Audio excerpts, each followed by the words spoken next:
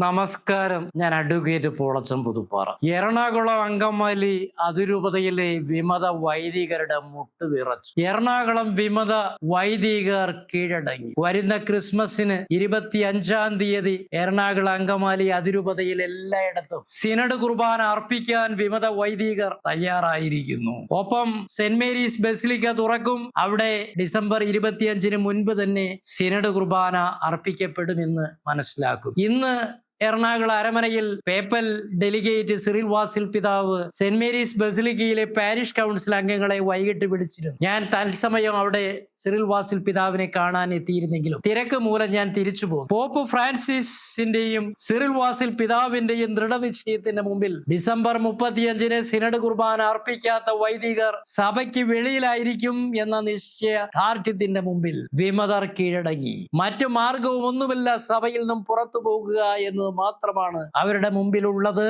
എന്ന് മനസ്സിലായി. ഡിസംബർ 25-ന് മുമ്പ് തന്നെ ഏതാനും പ്രമുഖ വിമത വൈദികർക്കെതിരെ സഭയിൽ നിന്നുമുള്ള പുറത്താക്കൽ നടപടി അതും വത്തിക്കാനിൽ നിന്ന് എത്തിയിട്ടുണ്ട് എന്ന് മനസ്സിലാക്കുന്നു. പക്ഷേ ബോസ്കോ പുത്തൂർ പിതാവ്, എറണാകുളം അങ്കമാലിയുടെ ഇപ്പോഴത്തെ അഡ്മിനിസ്ട്രേറ്റർ, ഡിസംബർ 25-ാം തീയതി സിനഡ് കുർബാന അർപ്പിക്കുന്നതിന് മുമ്പ് അത് നടപ്പാക്കരുത്, ഡിസംബർ 25-ന് ശേഷം മതി എന്ന നിലപാട് എടുത്തതുകൊണ്ട് ഏതാനും വൈദികരുടെ പേരിലുള്ള കടുത്ത അച്ചടക്ക നടപടി വത്തിക്കാനിൽ നിന്ന് വന്നിരിക്കുന്നത് തൽക്കാലം മാറ്റിവെച്ചിരിക്കുകയാണ് എന്ന് മനസ്സിലാക്കുന്നു. വിജയമല്ലെങ്കിൽ മരണം എന്ന് ആക്രോശിച്ചുകൊണ്ടിരുന്ന വിമതരാണ് ഡിസംബർ 25-ാം തീയതി എറണാകുളം അതിരൂപതയിലെ എല്ലാ ദേവാലയങ്ങളിലും സിനഡ് കുർബാന അർപ്പിക്കാൻ തയ്യാറായിരിക്കുന്നത്. ഇതിനെന്താണ് കാരണം? അതിന്റെ പ്രധാനപ്പെട്ട ഒരു കാരണം പോപ്പ് ഫ്രാൻസിസ് പിതാവിന്റെ കൽപ്പന നേരിട്ട് വിശ്വാസികൾ കണ്ടതോടുകൂടി വിമതന്മാരുടെ എല്ലാ കള്ളക്കളികളും പൊളിഞ്ഞു. പോപ്പ് ഇതൊന്നും അറിഞ്ഞിട്ടില്ല എന്ന വാദം പൊളിഞ്ഞു. പോപ്പിനെ വിട്ടിട്ട് ഒരു കളിയും കത്തോലിക്ക സഭയിൽ നടക്കില്ല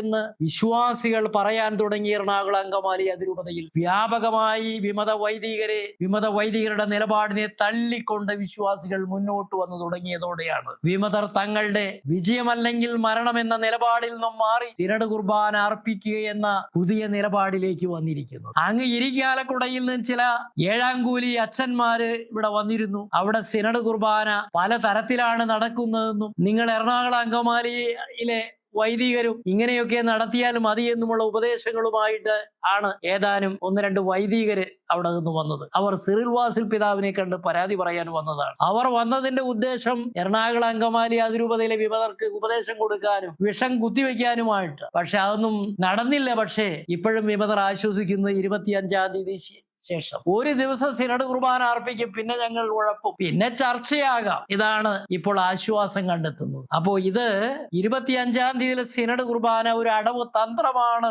എന്ന് മനസ്സിലാക്കി സിറിൽ വാസിൽ പിതാവും വത്തിക്കാനും ജാഗ്രത പാലിക്കുമെന്ന് നമുക്ക് ആശിക്കാം. ഏതായാലും നമ്മളെല്ലാം ആൻഡ്രൂസ് താഴത്ത് പിതാവ് ഇവിടെ സിനഡ് കുർബാന നടപ്പാക്കാത്തതിൽ നമ്മളെല്ലാം അദ്ദേഹത്തെ ആക്ഷേപിച്ചുകൊണ്ടിരുന്നു. പക്ഷെ ഒരു കാര്യം വ്യക്തമായി, നമ്മളെല്ലാം സിനഡ് കുർബാന അർപ്പിക്കുന്നതിൽ നിന്ന് മെല്ലെ പോകുന്ന താഴത്ത് പിതാവിനെ വിമർശിച്ചപ്പോഴും എല്ലാ സമയത്തും എറണാകുളം വിമതർ അദ്ദേഹത്തിനെതിരെ ആക്രോശിച്ചുകൊണ്ടിരിക്കുകയായിരുന്നു. കാരണം അടുത്ത കാലത്ത് ആൻഡ്രൂസ് താഴത്ത് പിതാവിന്റെ വെളിപ്പെടുത്തലുകളിൽ നിന്ന് മനസ്സിലായതുപോലെ എറണാകുളം അങ്കമാലിയിൽ സിനഡ് കുർബാന നടപ്പാക്കുന്നതിൽ താഴത്ത് പിതാവ് നിശ്ചയദാർഢ്യത്തോടു കൂടി തന്നെ പ്രവർത്തിച്ചിട്ടുണ്ട്.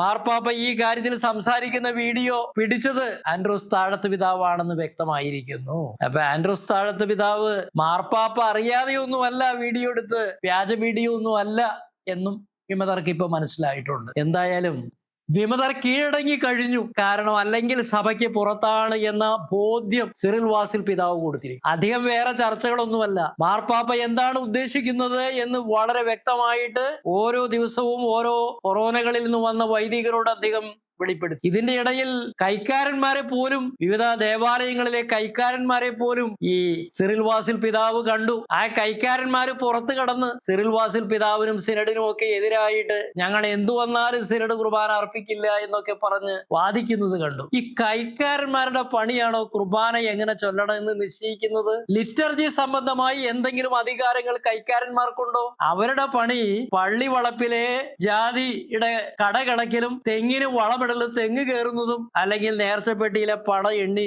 തിട്ടപ്പെടുത്തി കണക്കുണ്ടാക്കലും അല്ലേ? ഇപ്പോഴാണെങ്കിൽ കൈക്കാരന്മാരാകാൻ മത്സരമാണത്. പല പള്ളികളിലും കുപ്പി പൊട്ടിച്ചൊക്കെയാണ് കൈക്കാരന്മാരാകുന്നത്. പഴയ കാലത്ത് പോലെ സത്യസന്ധമായും സേവന മനോഭാവത്തോടും കൂടി ആ ജോലി ചെയ്തിരുന്ന ആളുകളുടെ എണ്ണം ഇന്ന് കുറഞ്ഞു വരികയാണ്.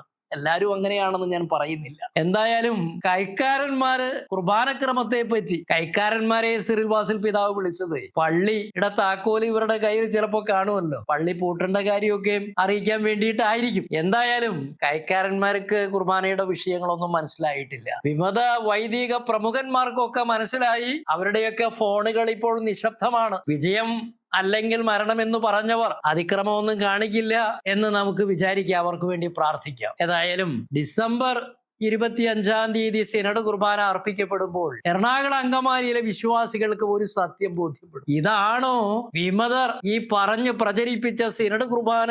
ഇതിനെന്താണ് പ്രശ്നം? ഇതിനൊരു കുഴപ്പമില്ലല്ലോ. ഇത് നമ്മുടെ പഴയ കുർബാനയുമായിട്ട് എന്താ വ്യത്യാസം? 5-10 മിനിറ്റ് സമയം അൾത്താരയിലേക്ക് വൈദികൻ തിരിഞ്ഞു നിൽക്കണം. ഇവിടെ കറുകുറ്റിയിൽ ആരോ പറഞ്ഞു, ഞാൻ വിചാരിച്ചത് അൾത്താരയിലേക്ക് നോക്കാതെ പുറകോട്ട് തിരിഞ്ഞു നിൽക്കണമെന്ന് വിചാരിച്ചാണ് ഞാൻ എതിർത്തത്. അൾത്താരയിലേക്ക് തിരിഞ്ഞു നിൽക്കാനാണോ? എനിക്കൊരു പ്രശ്നമില്ല എന്നൊരു മദ്യപാനി പറയുന്ന കേട്ടു അങ്ങ് കറുകുറ്റി. എന്തായാലും ആളുകൾക്ക് മനസ്സിലായി ഇത് പോപ്പ് ഫ്രാൻസിസിന്റെ കൽപ്പനയാണ്. വിമതർക്കും മനസ്സിലായി ഇനി പടിക്ക് പുറത്താണ് മാർപ്പാപ്പയെ അനുസരിച്ചില്ലെങ്കിൽ. എല്ലാം മംഗളമായി വരട്ടെ. നന്ദി, നമസ്കാരം.